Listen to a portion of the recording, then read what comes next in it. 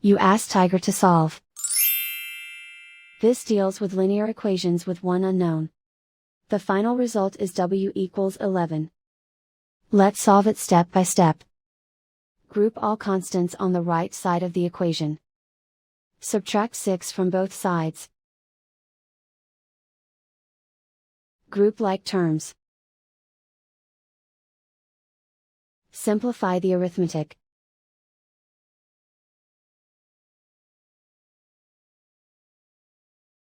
Isolate the w. Divide both sides by -3. Cancel out the negatives.